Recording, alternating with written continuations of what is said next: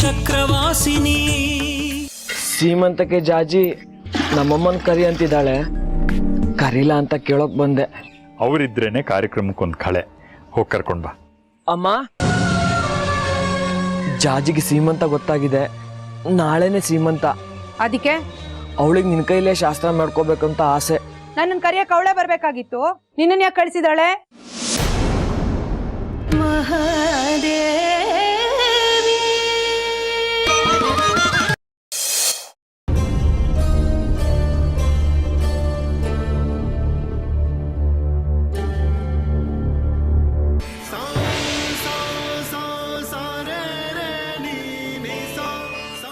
ಅತ್ತೆ,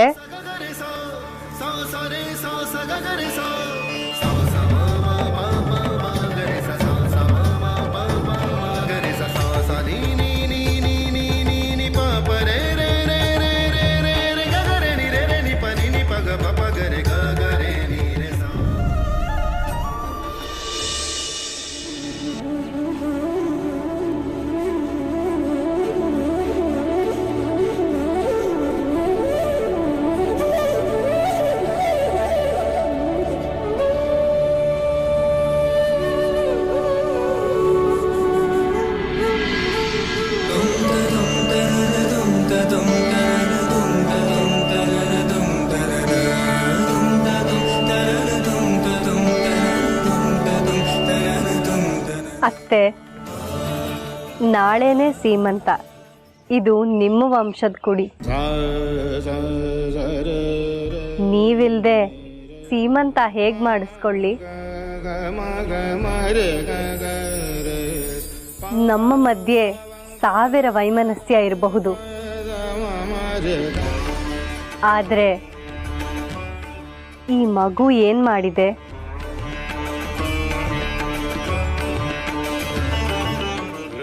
ಈ ಮಗುಗೆ ನೀವು, ಬಂಗಾರಿ, ನಾನು ಎಲ್ಲ ಒಂದೇ. ಹಾಗಂತ ಹಿಂದೆ ಆಗಿರೋದನ್ನೆಲ್ಲ ಮರ್ತು ಬಂದು ಬಿಡಕ್ಕಾಗತ್ತಾ? ದೇಹಕ್ಕಾಗಿರೋ ನೋವು ಮಾಯ್ಬೋದು, ಆದ್ರೆ ಮನಸ್ಗಾಗಿರೋ ನೋವು ಮಾಯತ್ತಾ? ಅತ್ತೆ, ಹಳೇದನ್ನೆಲ್ಲ ಮರ್ತು ಬಿಡಿ. ಹಳೇ ದ್ವೇಷನೇ ಸಾಧಿಸ್ತಾ ಹೋದ್ರೆ ಸಂಬಂಧಗಳು ಹಳಸೋಗತ್ತೆ. ಆಗಲ್ಲ ಅನ್ಬೇಡಿ ಅತ್ತೆ, ದಯವಿಟ್ಟು ಸೀಮಂತಕ್ಕೆ ಬನ್ನಿ.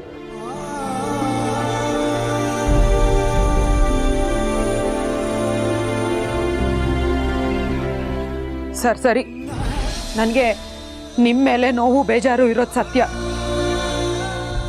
ಆದ್ರೆ ನನ್ನ ಮೊಮ್ಮಗು ಏನ್ ಮಾಡಿತ್ತು ಅದಕ್ಕೋಸ್ಕರನಾದ್ರೂ ಬರ್ತೀನಿ.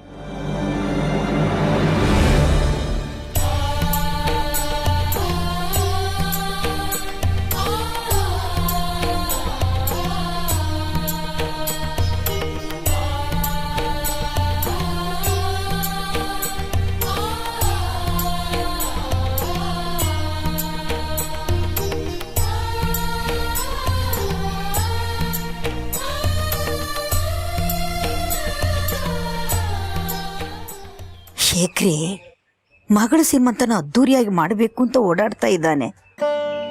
ಯಾವುದಕ್ಕೂ ಕಡಿಮೆ ಆಗಬಾರ್ದು ಅಂತಾನೆ.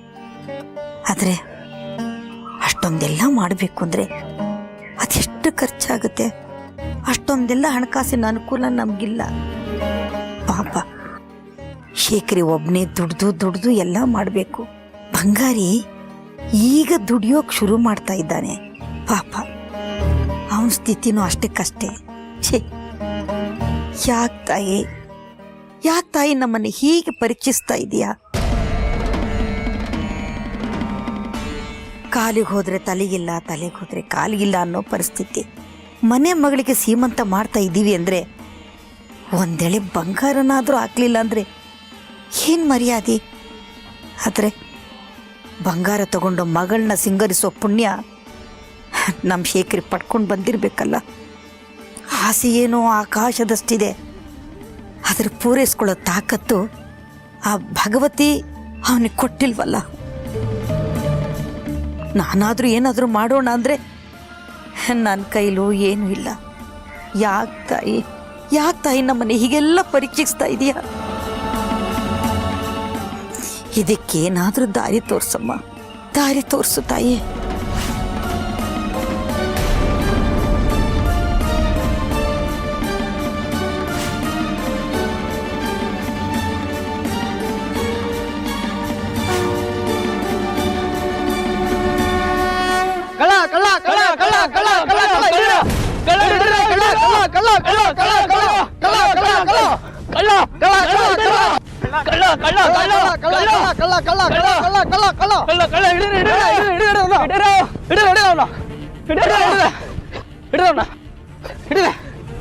ದೇವಸ್ಥಾನದಿಂದ ಅಮ್ಮನವ್ರು ಹೊಡಕತ್ರ ನೋಡ್ ಬರ್ತಿದ್ದಮ್ಮ ಇವ್ನ ಹಿಡಿದು ಭಾರಿ ಅನುಕೂಲ ಮಾಡಿರಮ್ಮ ಇದು ಒಂಥರ ಅಮ್ಮನವ್ರ ದಯನೆ ಕಣಪ್ಪ.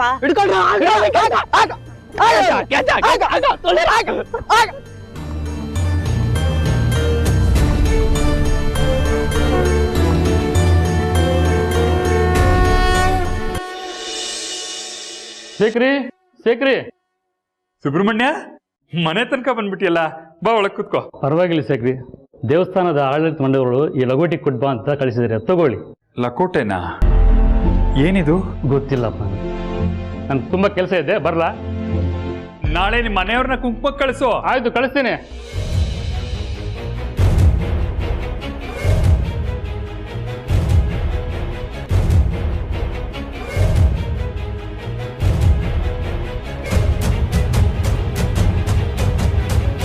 ದೇವಸ್ಥಾನದ ಆಡಳಿತ ಮಂಡಳಿಯಿಂದ ಹೆಚ್ಚುವರಿ ಇನಾಮು ಕೊಸರು ಹಣ ಕೊಡಲಾಗಿರುವ ಬಗ್ಗೆ ದೇವಸ್ಥಾನದ ನೌಕರರ ಹಿತದೃಷ್ಟಿಯಿಂದ ನಮ್ಮಲ್ಲಿ ಕೆಲಸ ಮಾಡುವ ನೌಕರರಿಗೆ ವರ್ಷಕ್ಕೊಮ್ಮೆ ಹೆಚ್ಚುವರಿ ಭತ್ಯೆಯನ್ನು ಕೊಡಮಾಡುವ ಸಂಪ್ರದಾಯವನ್ನು ಆರಂಭಿಸಬೇಕೆಂದು ಈ ವರ್ಷದಿಂದ ಶ್ರೀ ಶ್ರೀ ಶ್ರೀ ತ್ರಿಪುರ ಸುಂದರಿ ದೇವಸ್ಥಾನದ ಆಡಳಿತ ಮಂಡಳಿಯು ನಿರ್ಧರಿಸಿದ್ದು, ಶ್ರೀ ಶೇಖರ ಶಾಸ್ತ್ರಿಯವರಾದ ತಾವು ಕಳೆದ 20 ವರ್ಷಗಳಿಂದ ಮಾಡಿರುವ ಸೇವೆಯನ್ನು ಗಣನೆಗೆ ತೆಗೆದುಕೊಂಡು ರೂಪಾಯಿ 5,000ಗಳನ್ನು ಕೊಸರು ಹಣವಾಗಿ ನೀಡಲಾಗಿದೆ. ಹಣವನ್ನು ಈ ಲಕೋಟೆಯೊಂದಿಗೆ ಲಗತ್ತಿಸಲಾಗಿದೆ. ಧನ್ಯವಾದಗಳು.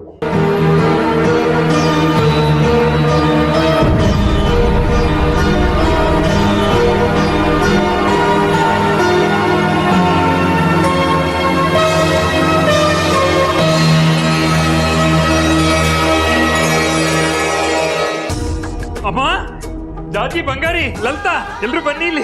ಏನು ಶೇಖರಿ? ಅಮ್ಮ ನೋಡಿಲ್ಲಿ, 5,000 ದೇವಸ್ಥಾನದ ಆಡಳಿತ ಮಂಡಳಿಯವರು ಹೆಚ್ಚುವರಿ ಇನಾಮು ಅಂತ ಕೊಟ್ಟು ಕಳಿಸಿದ್ದಾರೆ. ಹೇಗೋ ಸೀಮಂತದ ಖರ್ಚಿಗೆ ದಾರಿ ಸಿಕ್ತು. ತಾಯಿ, ನಮ್ಮಮ್ಮ ಅಭಯವ ಕರುಣಿಸು ಅಭಯದಾತಿನಿ, ವಿಶ್ವವ ಕಾಯುವ ವಿಶ್ವ ವಿನೋದಿನಿ. ಅಭಯವ ಕರುಣಿಸು ಅಭಯದಾತಿನಿ, ವಿಶ್ವವ ಕಾಯುವ ವಿಶ್ವ ವಿನೋದಿನಿ. ಭಕ್ತರ ಹರಸಲು ನೆಲೆಸಿದ ತಾಯೇ, ಅಳುವ ಕಣ್ಣೀರನ್ನು ಒರೆಸುವ ತಾಯೇ.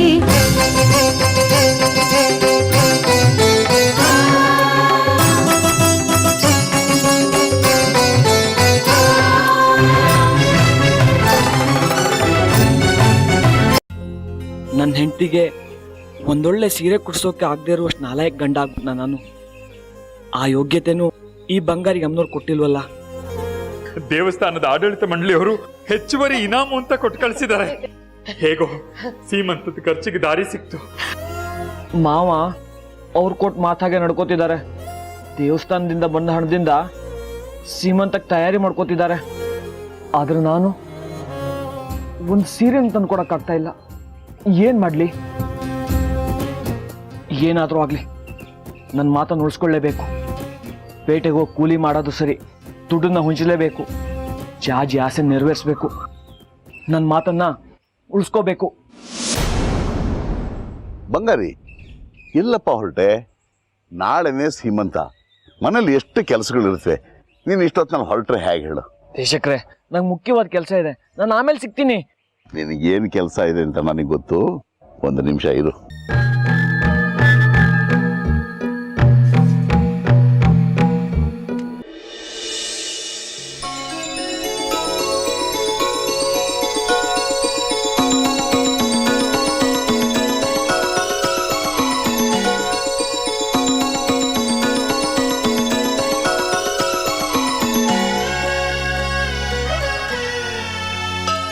ದೇಶಿಕ್ರೆ, ಆ ಸೀರೆ ವ್ಯಾಪಾರಿ ವೆಂಕಟೇಶ್ನ ಹತ್ರ ನೀನು ಮಾತಾಡ್ತಿದ್ದನ್ನ ನಾನು ನೋಡಿದೆ ಬಂಗಾರಿ. ಹಸಿರು ಬಣ್ಣದ್ದು ತುಂಬಾ ಚೆನ್ನಾಗಿದೆ, ತಗೊಳ್ಳಿ.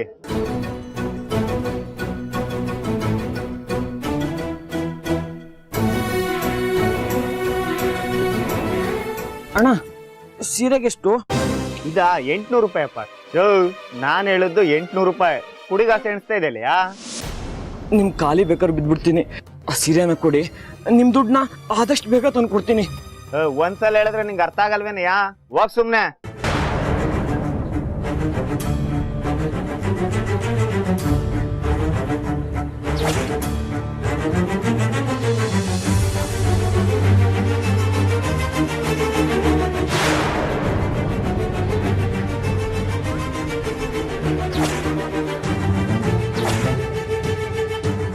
ಏನಪ್ಪ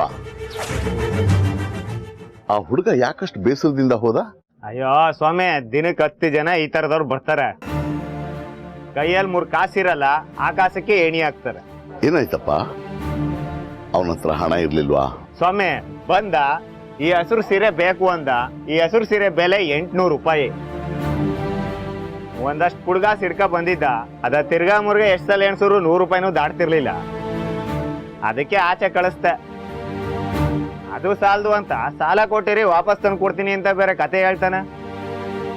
ಸಿಕ್ತವ್ರಿಗೆಲ್ಲ ಸಾಲ ಕೊಡಕ್ಕೆ ಇದೇನು ಬಡ್ಡಿ ವ್ಯಾಪಾರ ಕೆಟ್ಟೋಯ್ತಾ? ಇರ್ಲಿ ಬಿಡಪ್ಪ, ಒಬ್ಬೊಬ್ರು ಕಷ್ಟ ಒಂದೊಂದು ರೀತಿ ಇರುತ್ತೆ. ಪಾಪ ಅವನಿಗೇನು ಕಷ್ಟನೋ ಏನೋ. ನಮ್ಮ ಕೈ ಬೆರಳುಗಳೇ ಒಂದೇ ಸಮನಾಗಿರೋದಿಲ್ಲ, ಇನ್ನು ನಾವು ಮನುಷ್ಯರು ನಮ್ಮ ಬದುಕು ಒಂದೇ ಸಮನಾಗಿರೋದಕ್ಕೆ ಹೇಗೆ ಸಾಧ್ಯ ಹೇಳು? ನೀನು ಸೀರೆನ್ ಕೊಡು, ಹಣ ನಾನು ಕೊಡ್ತೀನಿ. ಸರಿ.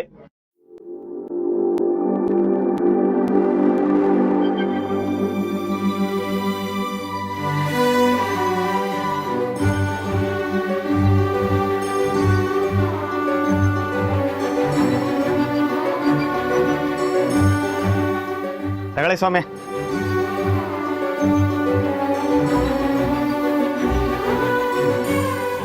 ತಗೊಳಪ್ಪ.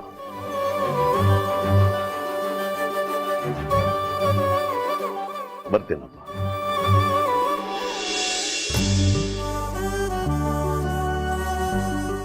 ಅದೆಲ್ಲ ಇರ್ಲಿ, ನಡಿ ನಡಿ, ಒಳಗೆ ಹೋಗೋಣ ಬಾ. ಜಾಜಿ, ಜಾಜಿ, ದೇಶಿಕ್ರು ಬೇಡ ಬೇಡಮ್ಮ, ಗರ್ಭಿಣಿ ಹೆಂಗಸರು ನಮಸ್ಕಾರ ಮಾಡುವ ತಾಯಿ. ಜಾಜಿ, ದೇಶಿಕರು ನಿಂಗೋಸ್ಕರ ಏನ್ ತಂದಿದಾರ ನೋಡು. ತಗೋಮ್ಮ.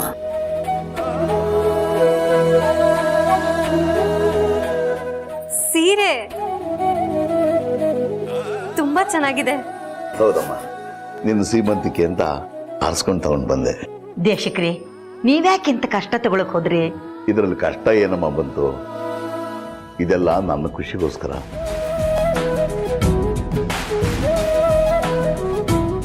ಒಂದು ಪುಟ್ಟ ಉಡುಗೊರೆ ಅಷ್ಟೇ. ನಾನು ನಿನ್ನ ಬರ್ತೀನಿ ತಾಯಿ. ನಾಳೆ ಖಂಡಿತ ಬರ್ಬೇಕು, ತಪ್ಪಿಸ್ಕೊಳ್ಳೋ ಹಾಗಿಲ್ಲ. ನಾನು ಬರ್ದೇ ಇರ್ತೀನಿ ನಮ್ಮ, ಖಂಡಿತ ಬರ್ತೀನಿ, ಆಯ್ತಾ? ಬರ್ತೀನಿ ಬಂಗಾರಿ, ನಾನು ನಿನ್ನ ಬರ್ಲಾ?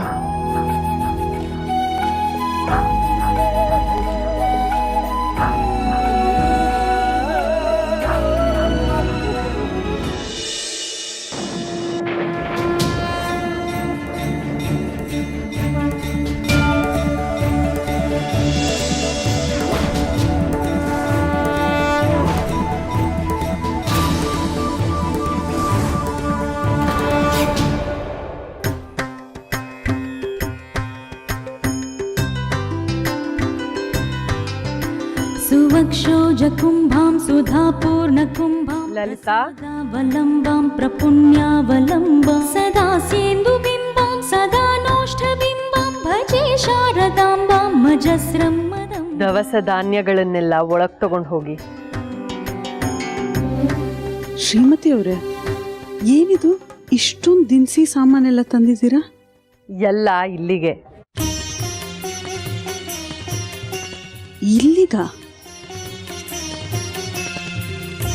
ಶ್ರೀಮತಿ ಅವರೇ, ನಿಮಗೆ ನಮ್ಮನೆ ಪರಿಸ್ಥಿತಿ ಗೊತ್ತಿಲ್ಲ. ಎಲ್ಲ ಗೊತ್ತಿದ್ದೇ ಬಂದಿದ್ದೇನೆ. ಇದು ನನಗೆ ಬೇಕಾದವರ ತೋಟದಲ್ಲಿ ಬೆಳೆದ ದವಸ ಧಾನ್ಯಗಳು. ಈ ಸಲದ ಬೆಳೆ ಅತಿ ಹೆಚ್ಚು ಇಳುವರಿ ಬಂದು ಲಾಭ ಆಗಿದೆ. ಅದಕ್ಕೆ ಒಂದಿಷ್ಟು ದಾನ ಮಾಡ್ತಿದ್ದೀನಿ ಅಂತ ಹೇಳಿದ್ರು. ಹೇಗೂ ಜಾಜಿ ಸೀಮಂತ ಗೊತ್ತಾಗಿದೆ, ನಿಮಗೆ ಅನುಕೂಲ ಆಗಲಿ ಅಂತ ಇಲ್ಲಿಗೆ ತಗೊಂಡು ಬಂದೆ. ನಾಳೆ ನಡೆಯೋ ಜಾಜಿ ಸೀಮಂತ ಚೆನ್ನಾಗಾಗ್ಲಿ. ನಾಳೆ ನಡೆಯೋ ಜಾಜಿ ಸೀಮಂತ ಚೆನ್ನಾಗಾದ್ರೆ ನೀವು ಅಮ್ಮನವ್ರನ್ನ ಮೆಚ್ಚಿಸ್ದ ಹಾಗೆ. ಜಾಜಿ ಸೀಮಂತಕ್ಕೆ ದಿನ ಏನೋ ನಿಶ್ಚಯ ಮಾಡಿದ್ವಿ, ಆದರೆ ಹಣ ಹೊಂದ್ಸೋದಕ್ಕಾಗಲಿಲ್ಲ. ಅದೇ ಯೋಚನೆನಲ್ಲಿರುವಾಗ ದೇಶಿಕರು ಬಂದು ಸೀರೆನ ಉಡುಗೊರೆಯಾಗಿ ಕೊಟ್ಟು ಹೋದ್ರು. ನೀವೀಗ ನಾಳೆಗೆ ಬೇಕಾಗಿರೋ ದಿನಸಿ ತಂದು ಕೊಡ್ತಾ ಇದ್ದೀರಾ. ನಾವು ನಂಬಿರೋ ಆ ತಾಯಿ ತ್ರಿಪುರ ಸುಂದರಿನೇ ನಿಮ್ಮನ್ನಿಲ್ಲಿ ಕಳಿಸಿರ್ಬೇಕು.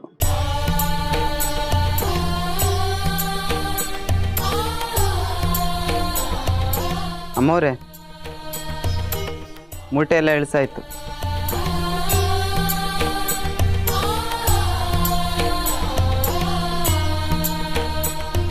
ಸರಿ, ನಾನಿನ್ ಬರ್ತೀನಿ.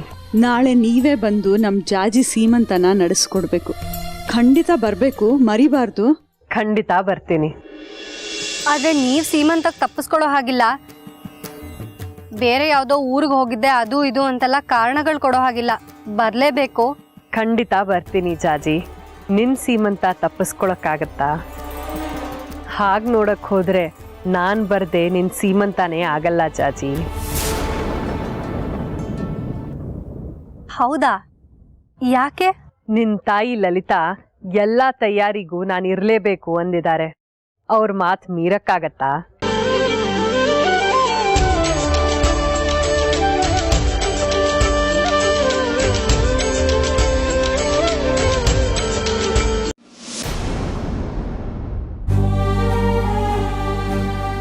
ಮಾಂಗಲ್ಯ ಕರಗಿಸಿ ಆದ್ರೂ ಜಾಜಿಗೆ ಒಂದ್ ಜೊತೆ ಓಲೆ ಮಾಡ್ಕೊಡ್ಬೇಕು, ಮೊಮ್ಮಗಳು ಸಿಂಗಾರಗೊಳ್ಳೋದನ್ನ ನೋಡ್ಬೇಕು ಅಂತ ಆಸೆ ಪಟ್ಟೆ. ಆದ್ರೆ ಅದು ನೆರವೇರ್ಲೇ ಇಲ್ಲ.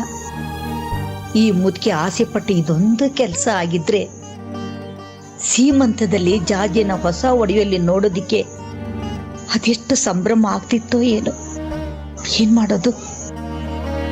ಆ ಜಗನ್ಮಾತೆ ಕರುಣಿಸಿದ್ರೆ ತಾನೇ ನಾವು ಅಂದ್ಕೊಂಡಾಗ ಆಗೋದಿಕ್ ಸಾಧ್ಯ.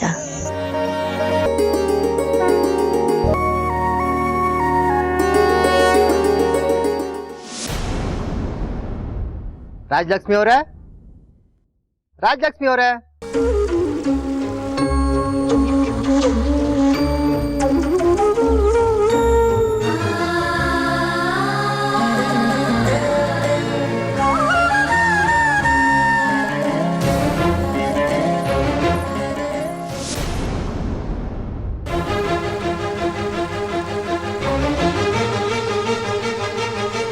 ಯಾರಪ್ಪ ನೀನು?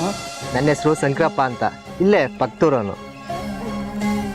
ಓ ಶಂಕರಪ್ಪನವ್ರೆ, ಏನ್ ಇಷ್ಟು ದೂರ ಬಂದಿರೋದು? ನಿನ್ಗೆ ಇವ್ರು ಗೊತ್ತೇನೆ? ಗೊತ್ತಿಲ್ಲದೆ ಏನೋ.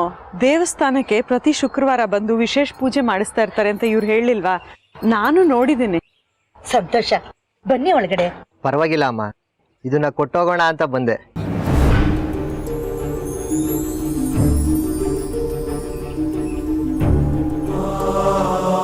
ತಗೊಳ್ಳಿ ಅಮ್ಮ. ತಗೊಳ್ಳಿಮ್ಮ. ಇದ್ಯಾಕಪ್ಪ? ತಾಯಿ, ನೀವು ಅಮ್ಮನವ್ರ ಮಾಂಗಲ್ಯನ ಕದ್ದು ಹೋಗ್ತದ ಕಳ್ಳನ್ನ ಇಟ್ಕೊಟ್ಟು ಬಹಳ ಉಪಕಾರ ಮಾಡಿದ್ರಿ. ಆ ನಿಮ್ಮ ಸೇವೆಗೆ ಇದು ಒಂದು ಚಿಕ್ಕ ಕಾಣಿಕೆ ಅಷ್ಟೇ. ಅಯ್ಯೋ, ಅದಕ್ಕೆ ಇದೆಲ್ಲ ಯಾಕಪ್ಪ? ಅಮ್ಮನವ್ರ ಸೇವೆಗೆ ಕಾಣಿಕೆ ತಗೊಂಡ್ರೆ ಅಮ್ಮನವ್ರು ಮೆಚ್ಚುತ್ತಾರ? ತಾಯಿ, ನೀವು ಇದನ್ನ ತಕೊಂಡ್ರೇನೆ ಅಮ್ಮನವ್ರು ಮೆಚ್ಚೋದು.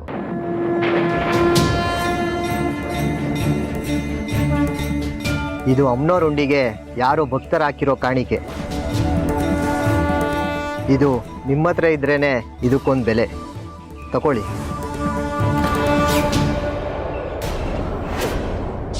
ತಗೊಳ್ಳಿ. ತಗೊಳ್ಳಿ ಅಮ್ಮ.